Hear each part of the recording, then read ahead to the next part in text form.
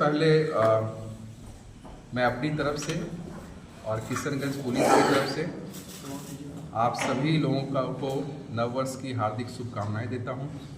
साथ ही साथ इस नए वर्ष में मैं पुलिस अधीक्षक के तौर पर कल रात्रि में योगदान दिया हूं। सबसे पहली प्राथमिकता जो हमारी होगी वो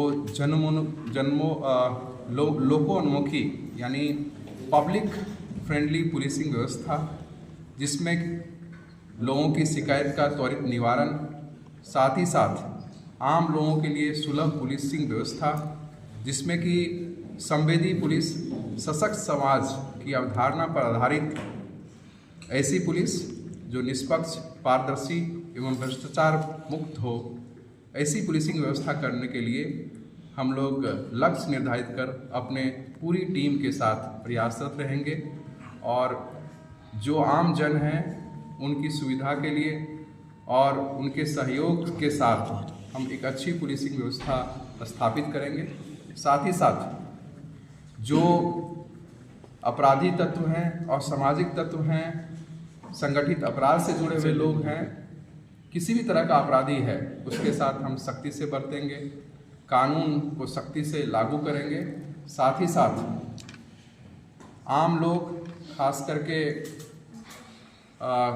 कमज़ोर तबके के लोग, समाज के बुद्धिजीवी, हमारे ओल्ड एज के लोग और महिलाओं के प्रति विशेष संवेदना के साथ पुलिस कार्य करेगी और उनके लिए हम प्रभावी पुलिसिंग व्यवस्था स्थापित करने के साथ साथ उनको सुलभ हम लोग उपलब्ध रहेंगे, 24/7 उनके लिए उपलब्ध रहेंगे।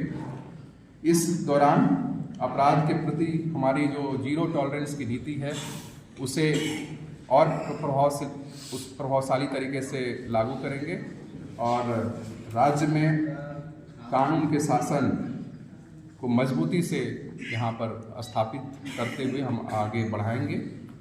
इसमें पूर्व से ही किशनगंज की शांति प्रिय जनता का सहयोग पुलिस को लगातार मिलता रहा है।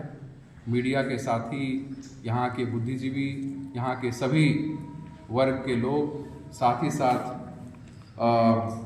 विभिन्न तरह के संगठन, चाहे नागरिक संगठन हो, राजनीतिक संगठन हो, सबका सहयोग जो है किशनगंज की प्रगति के लिए, किशनगंज में शांति व्यवस्था स्थापित करने के लिए पूर्व से ही लगातार पुलिस और प्रशासन को मिलता रहा है।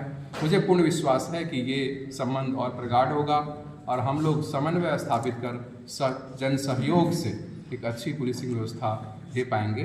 इसी आशा और विश्वास के साथ पुनः आप सभी का धन्यवाद, आभार, और हम साथ मिलकर के आगे बढ़ेंगे और ही बेहतरीन पुलिसिंग व्यवस्था स्थापित करने में सफल होंगे, ये मुझे पूर्ण विश्वास है। कार्रवाई के लिए क्या प्लान बनाया जा रहा है, क्योंकि एंट्री माफिया को लेकर जिले बहुत चर्चे में है। पुलिस मुख्यालय के आदेश के बावजूद जिले में एंट्री माफियाओं पर कार्रवाई नहीं हुई।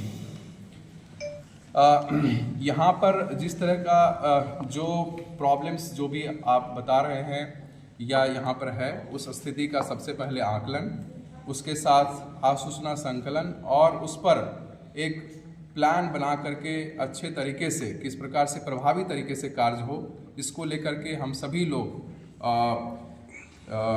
रणनीति बनाएंगे और कठोर कार्रवाई करेंगे।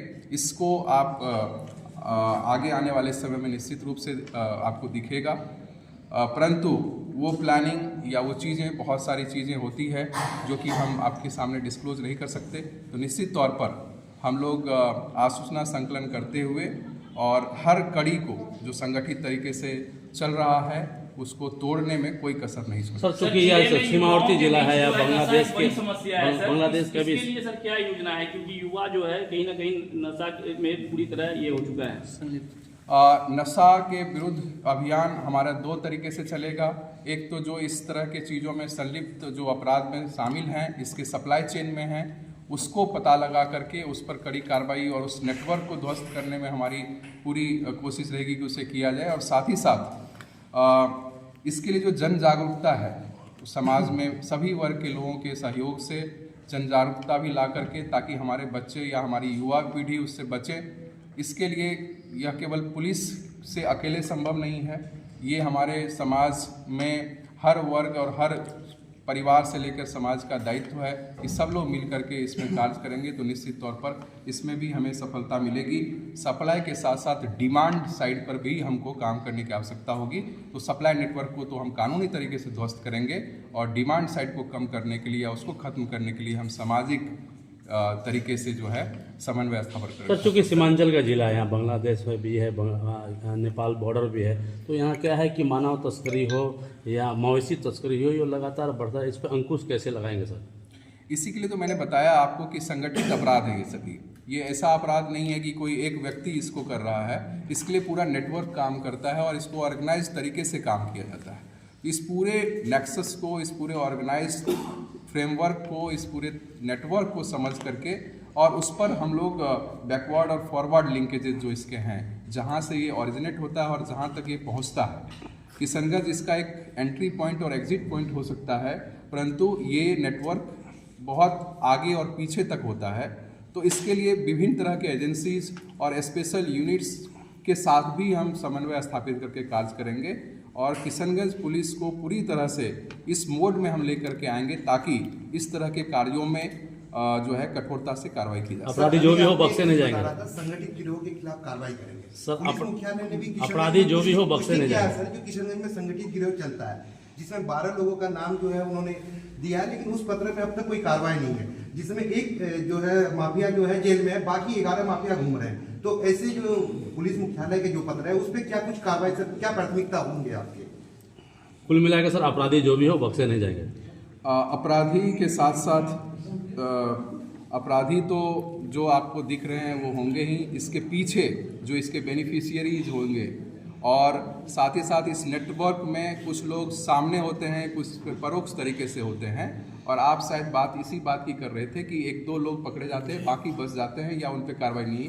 तो मैं आपको ये आश्वस्त करना चाहूँगा कि हम इस पूरे नेटवर्क की जब बात कर रहे हैं तो इस पूरे सप्लाई चेन में हर प्रकार से जो लोग इन्वॉल्व हैं उस तक जो है हम अपना अनुसंधान लेकर जाएंगे और कानूनी तरीके से साक्ष्य संकलन करते हुए ठोस कार्रवाई करेंगे।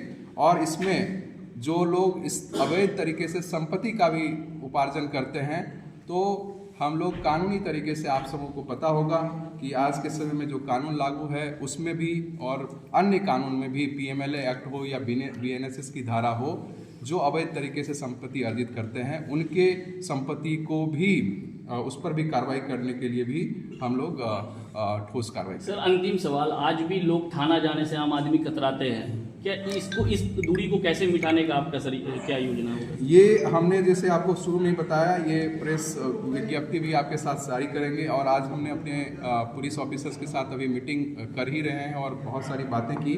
हमारी ये पहली प्राथमिकता है कि हम अपने पुलिस को जन सुलभ बनाएं, आम आदमी को कोई दिक्कत न हो, पुलिस के पास जाने में, थाना जाने में कोई दिक्कत न हो। इसी के लिए हमारा जो पहला ध्येय है, लक्ष्य है, वो है संवेदी पुलिस, सशक्त समाज की अवधारणा पर आधारित निष्पक्ष, पारदर्शी एवं भ्रष्टाचार मुक्त पुलिसिंग व्यवस्था स्थापित करना।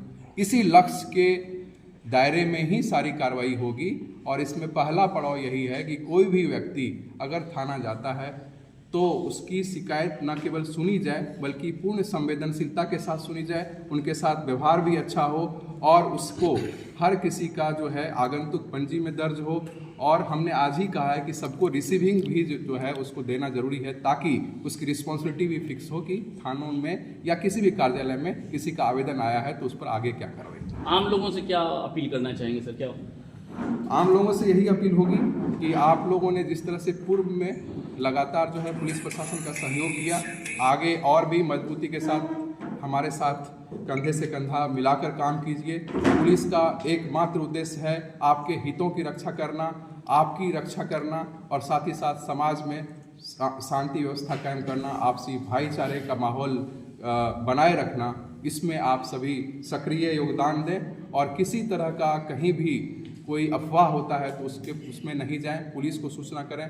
और कहीं भी कोई गलत कार्रवाई हो रही है, कोई गलत गतिविधि हो रही है, आपके पास कोई गुप्त सूचना है तो मैं आज एक व्हाट्सएप नंबर भी यहाँ जारी कर रहा हूँ, उस नंबर पर आप सूचित करें, आपकी गोपनीयता रखी जाएगी और उसके बाद जो है उस पर कार्रवाई भी की जाएगी।